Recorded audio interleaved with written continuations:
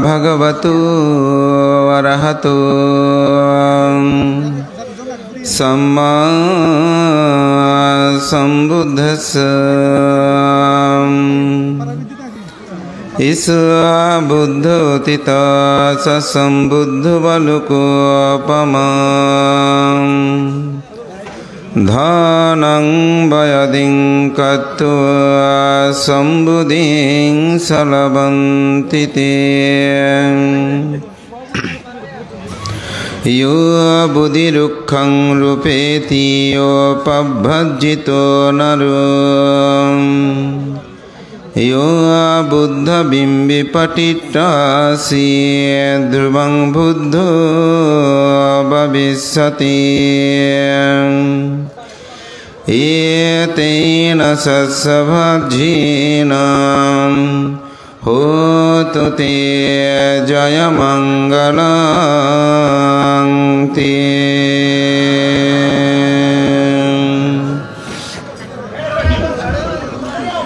সমুদ্রের বালিকারাশি সদৃশ্য যেসব বুদ্ধ অতীত হয়েছেন, সমগ্র বুদ্ধগণ তারা সর্বাগ্রে দানপারামি পুণ্যতা সাধন করেছেন, দানকর্ম সম্পাদন করেছেন। তথাগত বুদ্ধ প্রশংসিত আজকের এই মহতি পুণ্যময় প্রব্রজ উপসম্প্রদা প্রদান, বুদ্ধ প্রতিবিম্ব দান, অষ্টপুষ্কর সঙ্গদান ও মহতি পুণ্যময় জ্ঞাতি সম্মেলন অনুষ্ঠানের পরমারাধ্য মাননীয় সভাপতি, ঢেমসা শাক্যমণি বিহারের সুযোগ্য বিহার অধ্যক্ষ, সদ্ধর্ম শোভন পরম সদ্য কর্মবীর শিলানন্দ মহাতের মহোদয়, অনুষ্ঠানের উপস্থিত মহামান্য উপসংঘরাজ, সদ্ধর্মনিধি পরম সদ্য ধর্মদর্শী মহাতের মহোদয়, ভারতীয় সংঘরাজ উপসংঘরাজ পরম সদ্য সত্যানন্দ মহাতের মহোদয়, উপস্থিত সাতকানা লোহাগাড়া ভিক্ষু সমিতির সুযোগ্য সভাপতি, আমার জন্মতীর্থ শিলঘাটা পরিনির্বাণ বিহারের সুযোগ্য বিহারাধ্যক্ষ, বিদর্শনাচার্য বিমুক্তি বারিধি পরম শ্রদ্ধেয় রত্নপ্রিয় মহাতের মহোদয়, উপস্থিত আজকের অনুষ্ঠানের প্রধান ধর্মদেশক, মেরুলবাডা আন্তর্জাতিক বৌদ্ধ বিহারের প্রতিষ্ঠা লগ্ন থেকেই যার শ্রম মেধায় এই প্রতিষ্ঠানকে অনন্য প্রতিষ্ঠান করার ক্ষেত্রে অন্যতম ভূমিকা প্রতিপালন করেছেন পরম শ্রদ্ধেয় বুদ্ধানন্দ মহাতের মহোদয়, আলীশ্বর শান্তিনিকেতন বিহারের অধ্যক্ষ, কুমিল্লা ভিক্ষু সমিতির সুযোগ্য সভাপতি, বরেণ্য সাংঘিক ব্যক্তিত্ব পরম শ্রদ্ধেয় জিনানন্দ মহাতের মহোদয়, পরম শ্রদ্ধেয় শুদ্ধানন্দ মহাতেরও, পরম শ্রদ্ধেয় দীপঙ্কর মহাতেরও, ডক্টর সুমন প্রিয় সহ মাননীয় সংঘের প্রতি বিনম্র চিত্তে শ্রদ্ধা অর্ঘ্য বন্দনা নিবেদন করছি। আপনাদের সকলের প্রতি মৈত্রী চিত্তে পুণ্যদান ও আশীর্বাদ জ্ঞাপন করছি। প্রব্রজ উপসম্পদা বুদ্ধ প্রতিবিম্ব। বুদ্ধ ধর্ম দর্শনে এই দান সম্পর্কে কি বলা হয়েছে? একটি গাথায় বলছে শাস্ত্রে, ইউ বুদ্ধিরুক্ষাং রূপেতি ইউ পাভ্যাজ্জিত নারো ইউ বুদ্ধ বিম্বিং পটিষ্টাসি ধ্রুবাং বুদ্ধ ভবিষ্যতি। যিনি প্রব্রজিত হয়, যিনি বুদ্ধিবৃক্ষ রোপণ করেন, যিনি বুদ্ধ প্রতিবিম্ব প্রতিষ্ঠা করেন, ধ্রুবং বুদ্ধ ভবিষ্যতি, তিনি ভবিষ্যতে বুদ্ধ হন। এখন আপনারা অনেকেই তো বুদ্ধ প্রতিবিম্ব অর্থাৎ বুদ্ধ মূর্তি, যেটা বললে সহজে, তবে প্রকৃতভাবে বলতে হবে বুদ্ধ প্রতিবিম্ব, এটি অনেকে দান করেছেন, প্রতিষ্ঠা করেছেন। আজকে এখানে অনেকে প্রব্রজ নিয়েছে এবং বুদ্ধিবৃক্ষ রোপণের কথা এখানে বলা হয়েছে। তাহলে কি আপনারা সবাই বুদ্ধ হয়ে যাবেন? তো এটা যদি একটু চিন্তা করি তাহলে উপলব্ধি করা যাবে আসলে বুদ্ধ যদি হতে চায় আমাদেরকে কি করতে হবে। তো প্রব্রজ মানে কি? পাপ ও মল বর্জন। তা আপনি প্রব্রজ নিয়েছেন, যদি পাপ ও মল বর্জনের চেতনা না থাকে তাহলে আপনার প্রব্রজ জীবন কি সার্থক হবে? আমাদের শ্রদ্ধেয় সভাপতি শিলানন্দ ভান্তে আজকের অনুষ্ঠানের তার সংক্ষিপ্ত সময়ে এমন একটা বিনয়ের কথা এখানে বলেছেন, আপনারা উপলব্ধি করেছেন কিনা আমি জানি না, কিন্তু আমি যখন আহার গ্রহণ করছিলাম আমার আহার গ্রহণের সাথে সাথে আমার কর্ণ মনোগোচরটা ছিল কিন্তু সভাপতির বক্তব্যের প্রতি। সেখানে একটি তিনি চমৎকার পুণ্যকর্ম সম্পাদন করেছেন। সেই কথাটা তিনি ব্যক্ত করেছেন যে বিনয়ে যেহেতু কথিত আছে দায়কের প্রদত্ত কোনো শ্রদ্ধাদান গৃহীকে প্রদান করতে পারবে না, সেই সাহিত্য রত্ন সাহিত্য বিনোদ সে বিনয়ের অসাধারণ আদর্শের মূর্ত প্রতীক। এই অর্থ অঞ্চলেরই জন্মজাত, যাকে নিয়ে আমরা গৌরব করি গর্ব করি, সেই পরম শ্রদ্ধেয় পূর্ণানন্দ মহাত্র মহোদয়ের কথা বললেন। ওনার কাছে অর্থ ছিল কিন্তু সেগুলো তিনি বোনকে প্রদান করতে পারবে না। তো ওনার সান্নিধ্যে যিনি ছিলেন সেই শ্রদ্ধেয় শিলানন্দ ভান্তে বুদ্ধিদেব ভান্তে জায়গাটা বিক্রি হলেও দেন না, ওইটা তার দায়কের প্রদত্ত না, ওইটা তো পিতৃকর্তৃক প্রাপ্ত, সেটাই তিনি বিক্রি করে দান করলেন।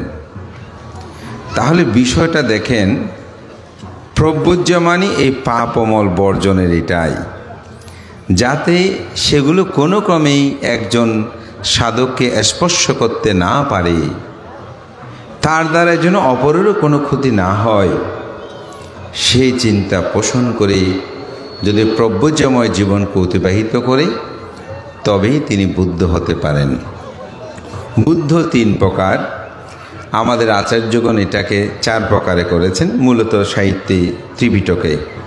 শ্রাবক বুদ্ধ, পাচ্ছেকা বুদ্ধ, সম্যক সম্বুদ্ধ। সম্যক সম্বুদ্ধ হচ্ছেন যিনি 4 অসংখ্য অথবা 8 অসংখ্য অথবা 16 অসংখ্য লক্ষাধিক কল্প পারামি সম্ভার পূরণ করে যিনি বুদ্ধ হন, নিজে নিজে বুদ্ধের ধর্মটাকে আবিষ্কার করেন, অপরকে সেই আবিষ্কৃত ধর্মের পথ নির্দেশনা দিতে পারেন, তিনি হচ্ছেন সম্যক সম্বুদ্ধ। আর যিনি নিজেই নির্বাণ সত্যকে আবিষ্কার করেন ঠিক, কিন্তু আবিবাদানা শিলাসা নিঃসংবুদ্ধ বাচ্চায়নু সাত্থার ধর্মবাডেন তাইবান্না সুকাং বালাং, এর বাইরে আর কোনো কথা বলতে পারেন না, শুধু আশীর্বাদ দিতে পারেন। কিভাবে বিমুক্তি লাভ করবেন এটি একজন পাচ্ছেকা বুদ্ধের পক্ষে বলা সম্ভব নয়। সে অর্থে বলা হচ্ছে কি ইনি পাচ্ছেকা বুদ্ধ। শ্রাবক বুদ্ধ যিনি সম্যক সম্বুদ্ধ থেকে ধর্ম শ্রবণ করে আচরণ করে যিনি অরহত হন তিনি হচ্ছেন শ্রাবক বুদ্ধ।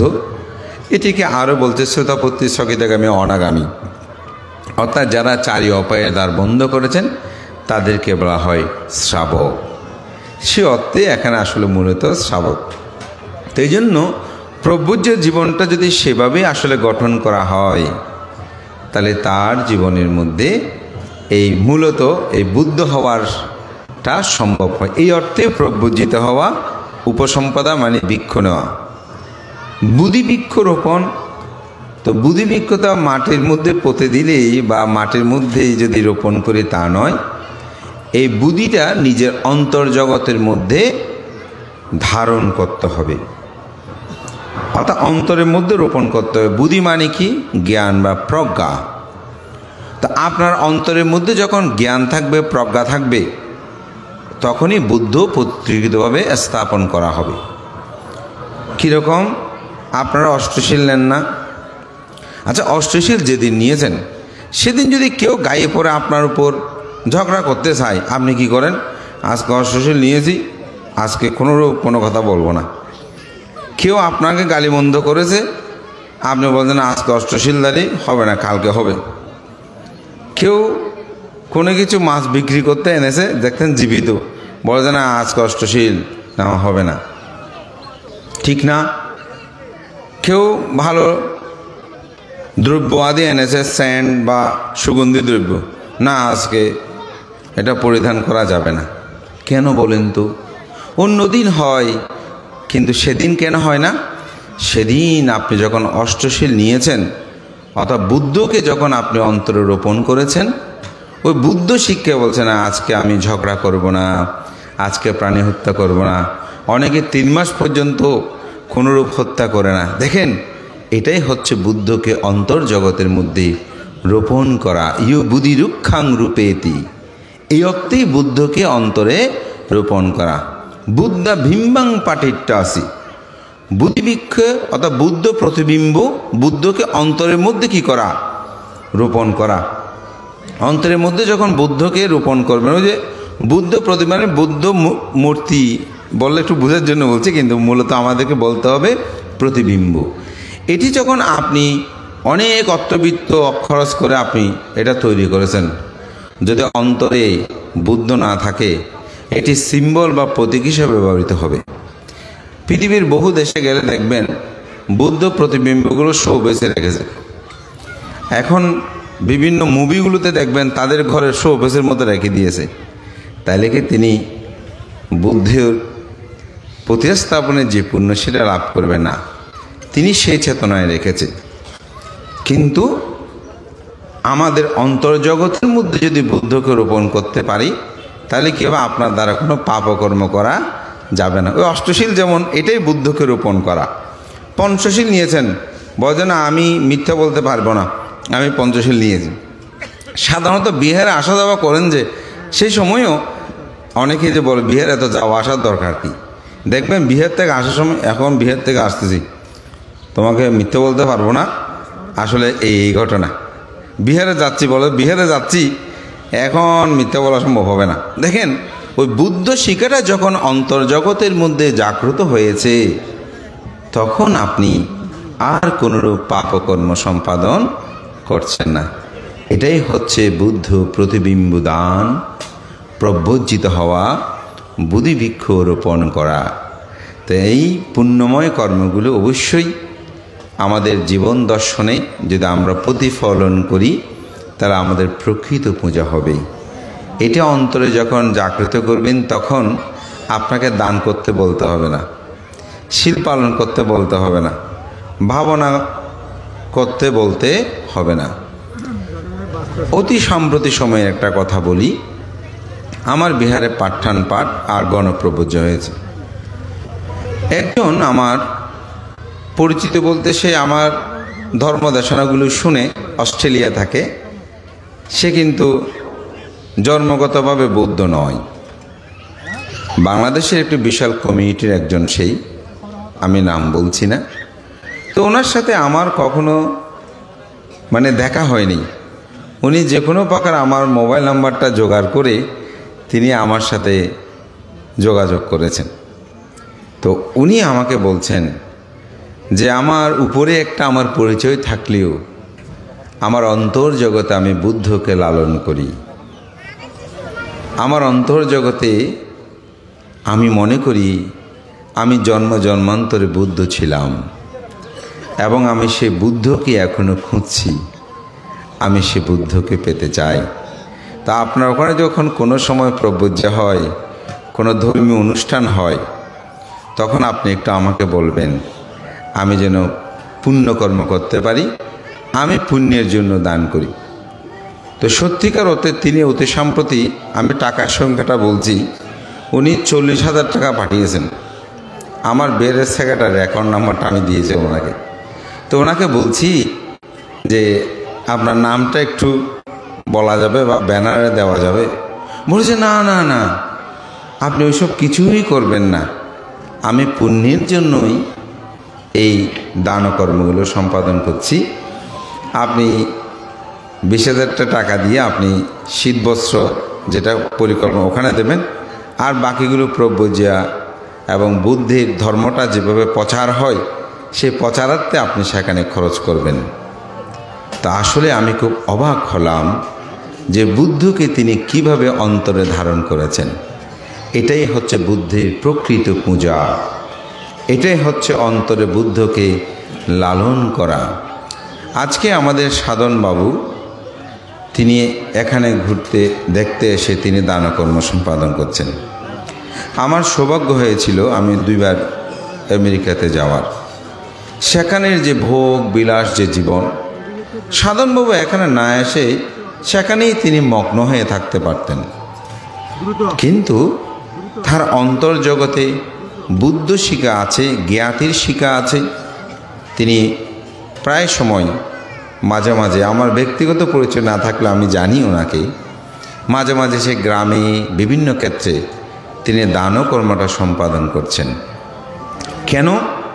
কারণ ত্যাগটা সম্পর্কে যার যতটুকু জ্ঞান সে মানুষ কিন্তু দানকর্ম সম্পাদন করবে। আজকে যে সৌরভ বড়ুয়া, রিকু তাদের পরিবার বা মিহিরবাবুর যে পরিবার, তারা যে এই সুন্দর আয়োজনটি করেছে, যদি চিত্ত জগতের মধ্যে ত্যাগ চেতনাটা না থাকতো তাহলে কিন্তু এই কর্ম তারা সম্পাদন করতে পারত না।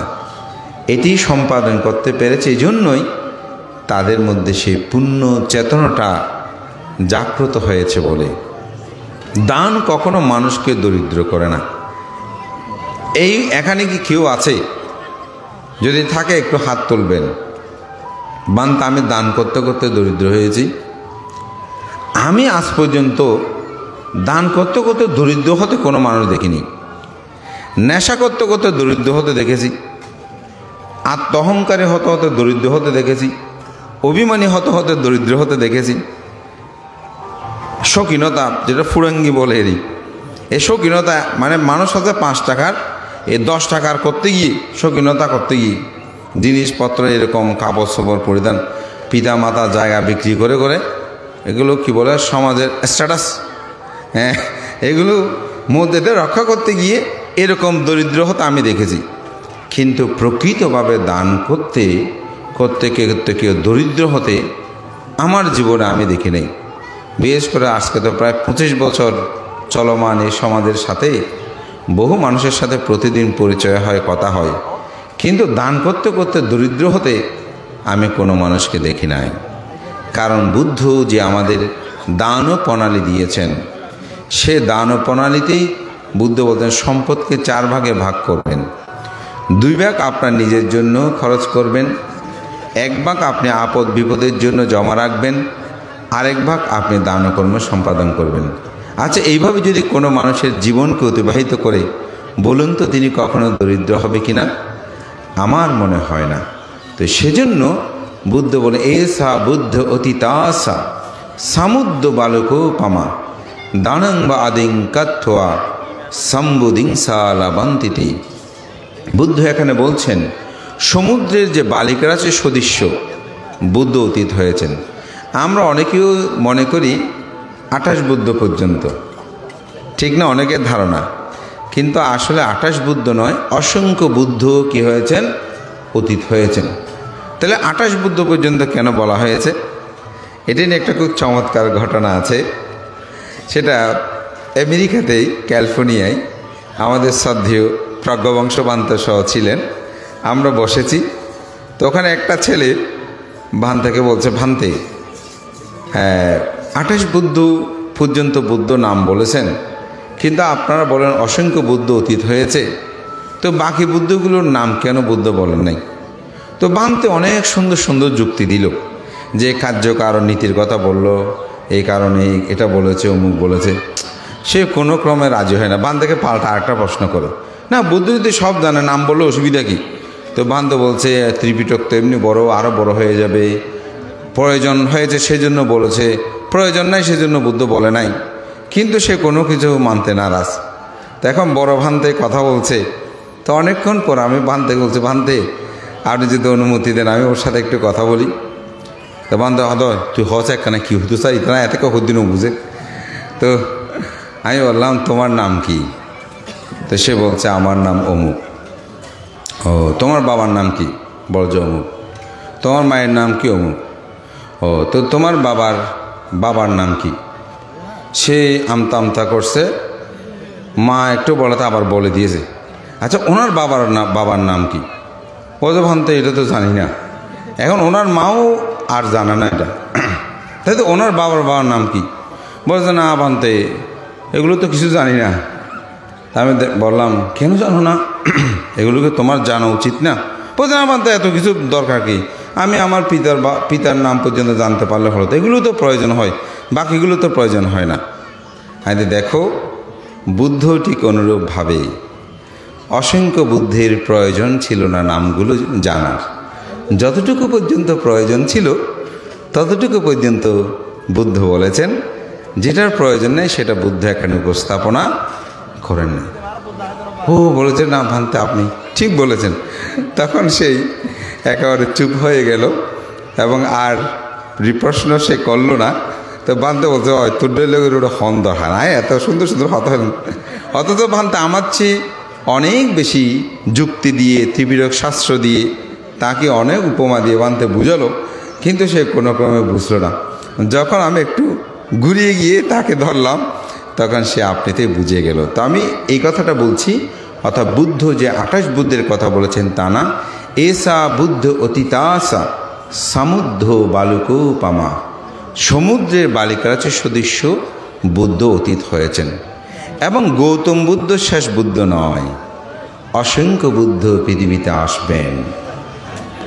তো সেজন্য বলছেন এই সমগ্র বুদ্ধগণ তারা দান ও পারামি পুণ্য করেছেন। কেন দানটা বললে অনেকেই বলবে তারা পাওয়ার জন্য শুধু দান না, দানটা আপনার জন্য প্রয়োজন। কেন প্রয়োজন? আপনি যদি দান না করেন শীল পালন করতে পারবেন না। যে মানুষের মধ্যে বস্তু ত্যাগের ক্ষমতা নাই তিনি কিন্তু কোনো সময় শীলবান হতে পারবে না। বানতে কেন পারবে না? আপনি পথ দিয়ে হেঁটে যাচ্ছেন, একটা মাছ দেখলেন, কই মাছ সাধারণত উঠে পথের মধ্যে, দেখে আপনার কি উৎপন্ন হলো? তৃষ্ণা উৎপন্ন হলো, এটা আমি নিতে চাই, খেতে চাই। তাহলে খেতে যখন চেয়েছেন এটা কোন চিত্ত? অভিধর্মে এটা হচ্ছে লোভমূলক চিত্ত। এটা হচ্ছে কি? লোভমূলক চিত্ত। এখন এই মাছটাকে যখন ধরতে যাবেন তখন কোন চিত্ত হবে? দেশমূলক চিত্ত। আমরা সাধারণত কোনো প্রাণীকে হত্যা করতে, কোনো কিছু চুরি করতে আমরা প্রথমে মনে করি যে এটা লোভচিত্ত অথবা দেশচিত্ত। না, প্রথম হচ্ছে লোভচিত্ত। এই লোভচিত্তটা উৎপন্ন হয়েছে খেতে চাই, তারপর এটাকে যখন হত্যা করতে গিয়েছি তখন তার সাথে ধস্তাধস্তি হচ্ছে না, এটা হচ্ছে দেশমূলক চিত্ত। তাহলে লোভচিত্তটা উৎপন্ন হয়েছে। এখন যখন আমি ত্যাগ করতে পারি নাই তখন দেশমূলক চিত্ত উৎপন্ন হয়ে আমি তাকে হত্যা করেছি, আমার প্রাণী হত্যা হয়েছে। আচ্ছা, প্রথমেই যদি আমি ত্যাগ করতাম, দান মানে কি? দিয়াতিথি দান, সত্যহীনভাবে ত্যাগ করা। যখন আমি এটা ত্যাগ করতাম তাহলে আমার শীলটা পালন হতো। তাহলে শীল পালনের জন্য দান প্রয়োজন। আপনি এই বস্তু দেখাতে ইচ্ছে হচ্ছে এটা চুরি করে নিয়ে যায়, যখন আপনি এটা ত্যাগ না করবেন, চুরি করে স্থানচ্যুত করবেন না, তা আপনি যখন বলেন না আমি এরকম বস্তু চাই না, আমি সেদিন তো এত টাকা খরচ করে সঙ্গদান করেছি, এগুলো আমার প্রয়োজন নেই। তাহলে ত্যাগ যখন করেছেন তখন আপনার শীলটা কি হয়েছে? পালন হয়েছে। ঠিক আমাদের ইন্দ্রিয় জগৎ, যে ষড় ইন্দ্রিয় বা পঞ্চ ইন্দ্রিয়, চক্ষু, কর্ণ, নাসিকা, জিহ্বা, ত্বক ও মন, এগুলো হচ্ছে কিসের মতন? এগুলো হচ্ছে আপনার ক্ষুধার্ত প্রাণী যেরকম থাকে তাদের মতন এগুলো প্রতিনিয়ত শুধু চরিতার্থ করতে চায় তার স্পৃহাগুলো, আকাঙ্ক্ষাগুলো, তৃষ্ণাগুলো। একজন সাধক, একজন ত্যাগী, তিনি সেগুলোকে সংযত করেন। সেই জন্য অঙ্গত্রিকে একটা খুব সুন্দর উপমা আছে। উপমা হচ্ছে এরকম, একটি কচ্ছপ সে বনের মধ্যে এক পুকুর থেকে আরেকটি পুকুরে যাচ্ছে। তো কিছু দূর যাওয়ার পরে হঠাৎ একটা সিগাল দূর থেকে দেখলো যে একটি প্রাণী হেঁটে যাচ্ছে। তো সিগাল খুব ক্ষুধার্ত ছিল, সে দূরে আসতেছে এটাকে ধরার জন্য। তো কচ্ছপ ভাবতেছে এখন তো পিছনে যাওয়ার সুযোগ নাই, সামনে যাওয়ার সুযোগ নাই, আমি যেতে যেতে ততক্ষণ সেই চলে আসবে, আমি আর পানিতে নেমে পড়ার মতন সময় আমার হাতে নাই। তখন সেই কচ্ছপ কি করেছে, তার মাথা, চারটা পা তার খোলসের মধ্যে ঢুকিয়ে একদম মাটির সাথে লেগে রইল। তো কচ্ছপটি, সিগালটি এসে এদিক সেদিক তাকাচ্ছে, দেখে যে না, যেটা হাঁটতেছিল সেটা এখন আর নাই, যেহেতু মাটির সাথে লেগে গেছে। অনেকক্ষণ সিগালটা কচ্ছপের পিঠের উপরও হেঁটেছে, কিন্তু কচ্ছপ কোনো ক্রমে তার হাত, অর্থাৎ তার যে চার পা, মাথা, এগুলো খোলস থেকে বের করে নাই। কিছুক্ষণ পর যখন সিগালটা চলে গেল, কচ্ছপের তো মাটির অনুভূতি শক্তি আছে, কি আছে, দেখে যে আশেপাশে নাই। তখন মাথাটা আস্তে করে বের করে, সেই পাগুলো বের করে আস্তে আস্তে ঠিক তার গন্তব্যস্থানে পৌঁছে গেল। বুদ্ধ বলছেন, তোমরা কি কচ্ছপের কাণ্ডটি দেখেছো?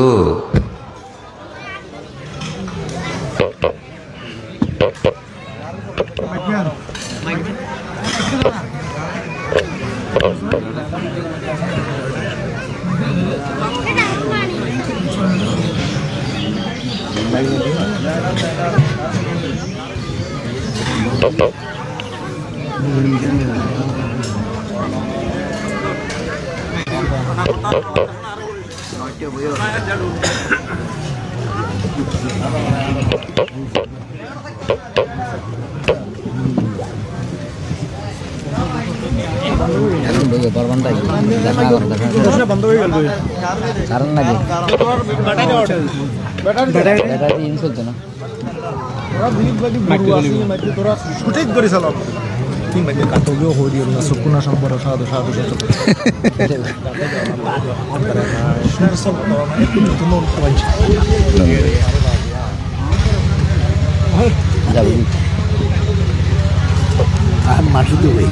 আর গেতে জানি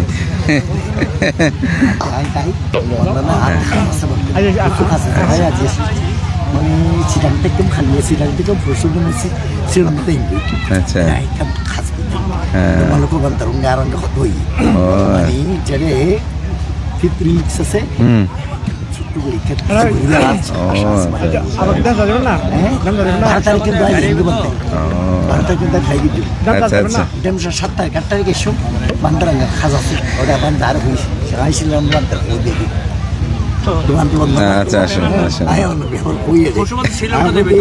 মোহাম্মদ রশিদের তো সে বাংলায় অনুবাদ করতে সেখানে অনর তো অনেক কিছু চাষ কিন্তু বাজার পানি গারে আজ আই আর প্রশ্ন করতে আর মন প্রশ্ন করতে যাইতেন এন ফারা হইন ভাই একজন হই অসংখ্য বুদ্ধ এখন তো 18 বুদ্ধ থেকে মহা যজ্ঞ এটা অসংখ্য বুদ্ধ আসলে ভাই আড়াই বুদ্ধ খুঁজাগুলি বেলা হয়ে যায় রে উৎসর্গের যুক্তি ধরতই আর খতর আর বাবার নাম দাদার নাম তার কথা যুক্তি সুন্দর আরো বন্ধ চলে যায় এখানেই রে জানাটা কানেক্ট আরে দিত্য দিত্য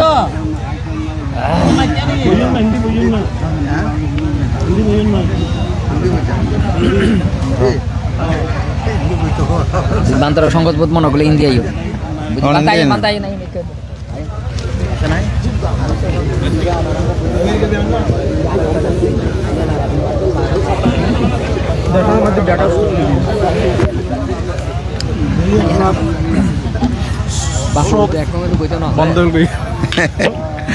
কারণ গেল গেছে না ঈশ্বর করে দিতে অনার নয়ন দেশান করে দিই না ঠিক আছে না তারপর ভালো কিন্তু বই দেখা শুনি বলে কিন্তু এই অবস্থার মধ্যে তো জেনারেটর সাইড তো পাওয়ার বন্ধ বলে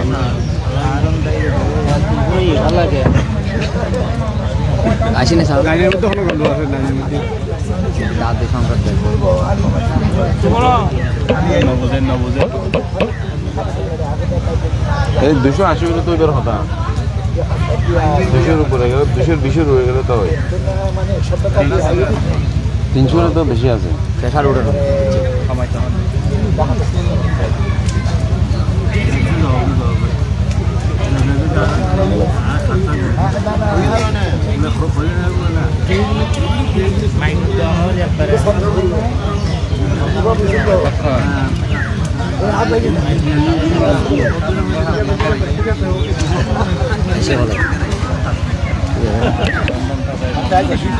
আচ্ছা আচ্ছা আসুন মানে এটা আর টেলিফোন করি আচ্ছা তার নাম্বার আছে হ্যাঁ হ্যালো হ্যাঁ যে কথাটা বলছিলাম আমাদের বৈদিকগুলোর জন্য বিঘ্ন ঘটল বুদ্ধ এখানে এই উদাহরণটি উপস্থাপনা করে বলছেন যে আমাদের যে চক্ষু আমাদের যে ঘ্রাণ আমাদের যে জিহ্বা আমাদের যে ইন্দ্রিয়গুলো প্রতিনিয়ত পৃথিবীর ভোগ্য বস্তুর প্রতি আকাঙ্ক্ষিত হয়ে ধাপমানতায় পর্যবসিত হয় সেগুলোকে যিনি যত বেশি সংযত করবেন তিনি তত বেশি সুখটাকে উপলব্ধি করতে পারবেন। এই জন্যই বুদ্ধ এই উদাহরণগুলি বলছেন আমরা যেন প্রতিনিয়ত সৎকর্ম পুণ্যকর্ম ভালো কর্মগুলোর মাধ্যমে আমাদের ইন্দ্রিয়ের যে ভোগলিপ্সা সেগুলোকে যেন আমরা পরাভূত করি। এটাই হচ্ছে আসলে মূলত বুদ্ধের ত্যাগ শিক্ষার মহিমা।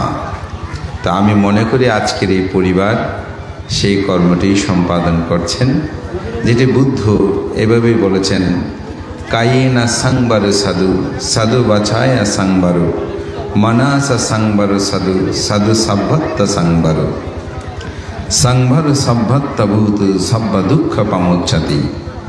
যিনি কায়কে সংযত করেন, তিনি বাক্যকে সংযত করেন, যিনি মনকে সংযত করেন তিনি হচ্ছেন প্রকৃত সাধু। সেই সাধু সঙ্গত ভিক্ষুই দুঃখ থেকে তিনি মুক্তি লাভ করতে পারেন। তাই আজকের এই সুন্দর আয়োজন আমি মনে করি ত্যাগময় শীলময় জীবন পরিক্রমায় একটি শিক্ষা লাভ করা, আমাদের মধ্যে সেটা জাগ্রত হোক। আমি এখানেই ধর্মের শুরুতেই বলেছি দেশনায় প্রব্রজ্যা উপসম্পদা বুদ্ধ প্রতিবিম্ব। আজকের সমাজ গগনে এগুলো আমরা যতই করছি তার জন্য আমাদের একটি চেতনা জাগ্রত হওয়াটা দরকার, পুণ্যের আলো।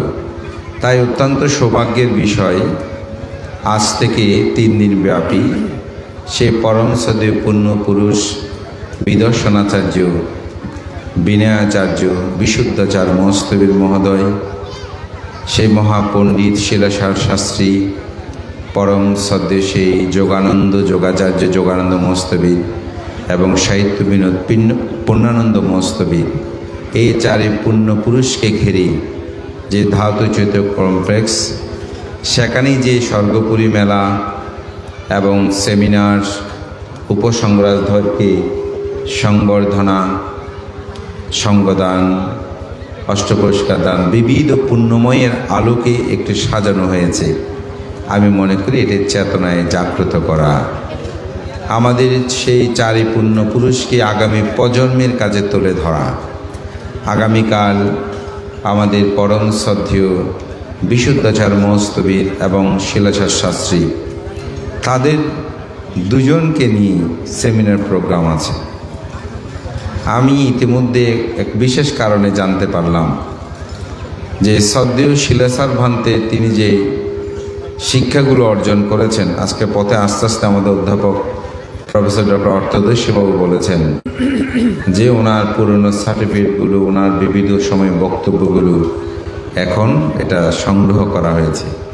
যদি তাদেরকে স্মৃতিচারণে আনা না হতো হয়তো এগুলো আমাদের প্রজন্মের কাছে হারিয়ে যেত, প্রজন্মরা এটা লাভ করতো না। এই ওনাদেরকে স্মরণ করতে গিয়ে আজকে অন্তপক্ষে ব্যানারে সাইনবোর্ডে আমাদের যারা প্রজন্ম আছে তারাও জানবে বিশুদ্ধ চারপান্তে ডাকে। যেমন আজকের এই সভাতে এসে আমি সার্থক, কেন ভালো খাবার দাবার দিয়েছেন তা না, দান দক্ষিণে দেবেন তা না, সদ্য শিলানন্দ পান্তে যে সুন্দর একটি উদাহরণ তুলে তার গুরুকে যেন নবভাবে আবার আমার হৃদয়ে স্থাপন করে দিলেন। বিনয়ের প্রতি কত যে গাঢ়তা বোধ, এটাই আমাকে সত্যি মুগ্ধ করেছে। এবং সদ্য শিলানন্দ পান্তেকে আমার ভুলুণ্ঠিত বন্ধনা। এজন্য একটি কথা আছে, তার জীবনী আপনি লিখতে পারবেন, যার সাথে আপনি থেকেছেন, খেয়েছেন, ঘুমিয়েছেন, সেই সম্পর্কেই আপনি সেই মানুষে তার জীবনী বলতে পারে। আসলে আমরা যে যত কথাই বলি না কেন, নীরব বিনয়ী যারা বিনয়ীর ভূষণে ভূষিত সে পুণ্যপুরুষদের সান্নিধ্যে যারা, তারাই আমাদেরকে বলতে পারবে যে পূর্ণানন্দ পান্তে কেমন বিনয়ধর ছিলেন। সত্যি আমি আজকে মুগ্ধ। আমি খুব অন্তর্জগতে একটা শিক্ষা পেলাম, যে ধারণ করলাম কত পুণ্য সত্তা আপনারা এই মাটিতেই তারা ভূমিষ্ঠ হয়েছেন। তাই তাদেরকে স্মরণ পূজা, এটি কি পরিমাণ পুণ্য এটি বর্ণনা করা যাবে না। ধর্মপদে এটা বলে, পূজারাহে পূজায়াত বুদ্ধ আদিব সাওয়াকে সমন্ত সমাতিকান্তে তিন্ন সুখ পারিদ্যবে।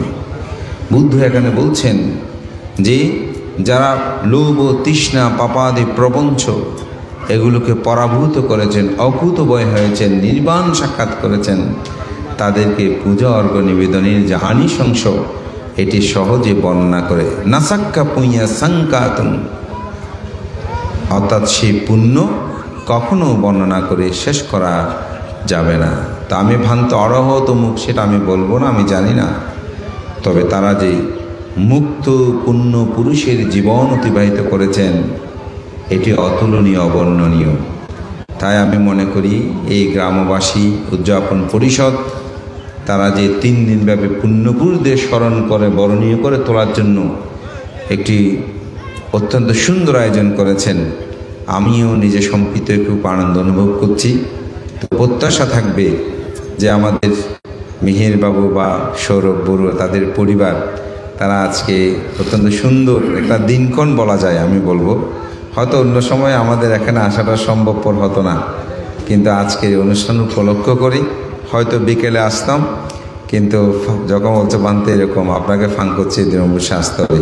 তো আসতে পেরে খুব ভালো লাগছে। এখানে বরেণ্য ভিক্ষু সংঘ উপস্থিত হয়েছেন, আমাদের সমাজ গগনের পরিচিত অনেক সুধী সজ্জন আপনারাও এখানে উপস্থিত হয়েছেন। আমি সবাইকে আহ্বান জানাবো এই 3 দিনব্যাপী যে অনুষ্ঠানমালা এখানে যেন আমার ব্যক্তিগতভাবে আমাদের ব্যক্তিবিশেষ আমাদের অনেক ধরনের চিন্তা চেতনার মত পার্থক্য থাকতে পারে, কিন্তু আমি বলবো যে 4 পুণ্যপুরুষ তাদেরকে স্মরণে আবরণে আমাদের প্রজন্মকে তাদের আদর্শ শিক্ষা পৌঁছে দিতে আমাদের এইসব স্মৃতিচারণ অনুষ্ঠানও আমাদের সবার যোগদান করা একান্ত দায়িত্ব এবং কর্তব্য। সেই চেতনা সবার মধ্যে জাগ্রত হোক এই প্রত্যয় ব্যক্ত করে মহান সংঘকে বন্দনা জানিয়ে আমাদের সৌরভ বড়ুয়া রেখেও তার যে সুন্দর বর্ণাঢ্য তাদের এই পরিবারের আয়োজন, তাদের অনেক জ্ঞাতিকে এখানে নাম দিয়েছেন, আমি সবার নাম উচ্চারণ করছি না, তাদের পারলৌকিক শান্তি কামনা করছি। যারা জীবিত আছেন তাদের নিরোগ দীর্ঘ জীবন কামনা করে সবার অন্তর্জগতে বুদ্ধ শিক্ষা জাগ্রত হোক, সবাই দানময় শিরময় ভাবনায় পুণ্যরাশি অর্জনের মাধ্যমে পরম সুখ নির্বাণ সাক্ষাৎ করে এই প্রত্যয় ব্যক্ত করে মহান সংঘকে বন্দনা জানিয়ে আমার নাতি দীর্ঘ ধর্মকথাকে শেষ করছি। জগতের সকল প্রাণী সুখী হোক। হ্যাঁ, এখন